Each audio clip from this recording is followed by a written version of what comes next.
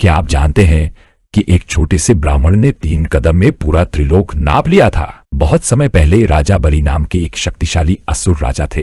वे बहुत दयालु और दानवीर थे। उनके राज्य में चारों ओर खुशहाली थी। राजा बलि इतने शक्तिशाली हो गए थे कि उन्होंने स्वर्ग पर भी अधिकार कर लिया था। उनकी प्रसिद्धि पूरे ब्रह्मांड में फैल गई थी। देवताओं के राजा इंद्र को डर था कि यदि बलि का प्रभाव बढ़ता गया तो देवताओं की शक्ति खत्म हो जाएगी। घबराए हुए इंद्र भगवान विष्णु के पास गए और उनसे सहायता मांगी। विष्णु जी ने मुस्कुराते हुए कहा, चिंता मत करो, मैं राजा बलि की परीक्षा लेने के लिए अवतार लूंगा। भगवान विष्णु ने एक छोटे ब्राह्मण बालक का रूप धारण किया, जिसे वामन कहा गया।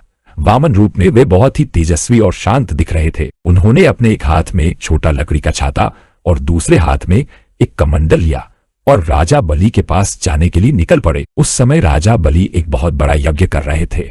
उन्होंने घोषणा की थी कि वे यज्ञ में आने वाले हर व्यक्ति की इच्छा पूरी करेंगे। तभी वहां छोटे से वामन पहुंचे।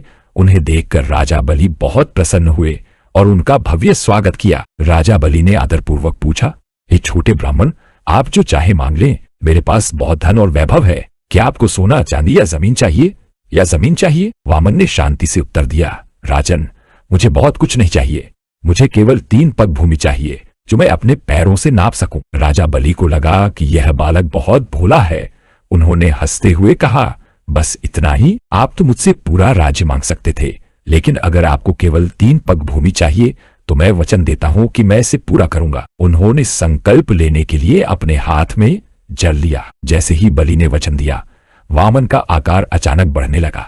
वे इतने विशाल हो गए कि उनका सिर आसमान छूने लगा। उन्होंने अपना पहला कदम बढ़ाया और एक ही पल में पूरी पृथ्वी को नाप लिया। राजा बलि यह देखकर चकित रह गए। फिर वामन ने अपना दूसरा कदम उठाया और पूरे आकाश और स्वर्ग लोक को नाप लिया। अब राजा बलि का पूरा साम्राज्य भगवान के 2 कदमों में समा गया था। बलि को समझ आ गया कि यह कोई साधारण बालक नहीं, बल्कि स्वयं भगवान विष्णु है। वामन ने पूछा, राजन, मैंने 2 कदमों में धरती और स्वर्ग को नाप लिया है। अब बताइए, मैं अपना तीसरा कदम कहां रखूं? राजा बलि का अहंकार चूर चूर हो गया था। उन्होंने हाथ जोड़कर अपना सिर झुका दिया और बोले, प्रभु, तीसरा कदम मेरे सिर पर रख दीजिए। भगवान विष्णु अपने असली रूप में आ गए। वे राजा बलि के त्याग और वचन के प्रति उनकी निष्ठा से बहुत प्रसन्न हुए। उन्होंने बलि को सुतल लोक का राजा बना दिया और उन्हें आशीर्वाद दिया कि वे हमेशा उनके साथ रहेंगे। राजा बलि ने मुस्कुराते हुए भगवान का आशीर्वाद स्वीकार किया।